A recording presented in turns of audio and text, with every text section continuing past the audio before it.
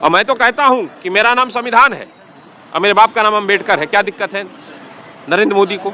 और मैं तो कहता हूं कि मेरा नाम संविधान है और मेरे बाप का नाम अम्बेडकर है, क्या दिक्कत है नरेंद्र मोदी को?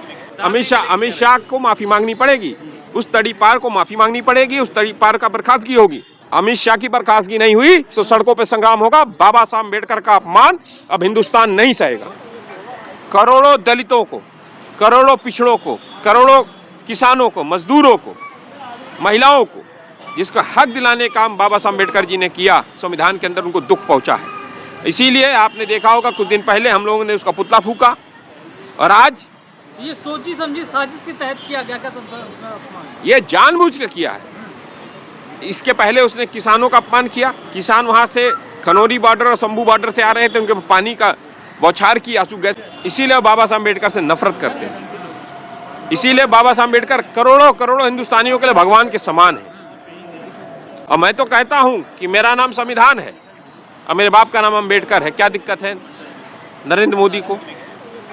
करोड़ों दलितों को, करोड़ों पिछड़ों को, करोड़ों किसानों को, मजदूरों को, महिलाओं को, जिसका हक दिलाने का काम बाबा साहब अम्बेडकर जी ने किया, संविधान के अंदर उनको दुख पहुंचा है। इसीलिए आपने देखा होगा कुछ दिन पहले हम लोगों ने उसका पुतला फूका और आज ये सोची समझी साजिश के तहत किया गया क्या अपमान? ये जानबूझ के किया है। इसके पहले उसने किसानों का अपमान किया। किसान वहां से खनौरी बॉर्डर और शंभू बॉर्डर से आ रहे थे, उनके पानी का बौछार की, आंसू गैस के गोले छोड़े, गोलियां मारी। अभी हमारे किसान नेता जगदीश सिंह डल्लेवाल अनशन कर रहे हैं। 25वां दिन है, 27वां दिन है, उनकी बात नहीं सुन रहे एमएसपी गारंटी। ये संविधान को अगर मानते हैं तो जगदीश सिंह डल्लेवाल की बात सुनते, किसानों की बात सुनते, मजदूरों की बात सुनते, दलितों का अपमान नहीं करते। कभी दलितों के ऊपर पेशाब कर देना। अमित शाह जी कह रहे हैं मेरा अगर इस्तीफा मांग रहे हो मैं दे भी दूं, तब भी दाल नहीं। अरे पहले तुम्हें बर्खास्त होना पड़ेगा। अमित शाह को माफी मांगनी पड़ेगी, उस तड़ीपार को माफी मांगनी पड़ेगी, उस तड़ीपार का बर्खास्तगी होगी। और ये हम ही नहीं कह रहे, ये हमारी कांग्रेस पार्टी लगातार बाबा साहब के सम्मान में कांग्रेस मैदान में हो गई है। और आज 2 दिन से हम प्रेस कॉन्फ्रेंसेस कर रहे हैं। कल हम बाबा साहब अम्बेडकर सम्मान यात्रा निकालने जा रहे हैं और राष्ट्रपति को एक ज्ञापन देने जा रहे हैं जिला प्रशासन के माध्यम से। और मैं एक चीज बता दे रहा, सड़कों पर संग्राम होगा।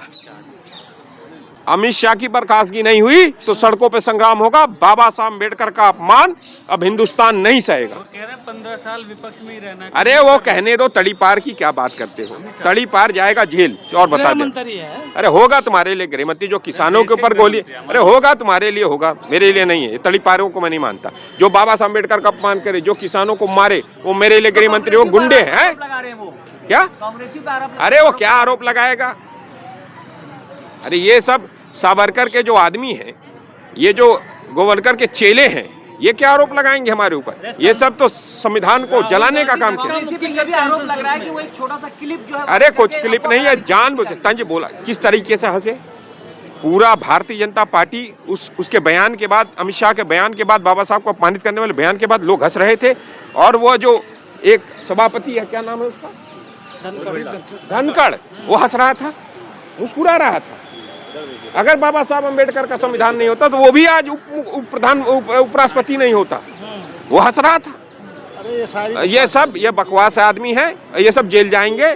ये अमित शाह को, अमित शाह की बर्खास्तगी की मांग हमारी है। अमित शाह माफी मांगे और अमित शाह को जेल भेजो। आपको लगता है इस्तीफा दे देंगे? बर्खास्तगी होगी, इतनी मजबूर होगी, देख लेना।